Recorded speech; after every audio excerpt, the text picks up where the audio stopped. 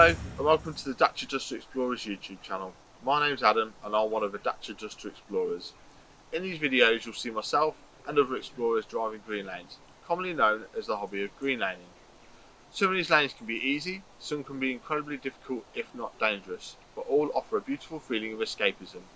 If you have any doubt about the green lane you're driving, get out and walk the lane first, making a mental note of places to turn around if needed and thinking about strategies to overcome difficult sections, because reversing after a failed attempt to get along the lane can be incredibly difficult and very risky.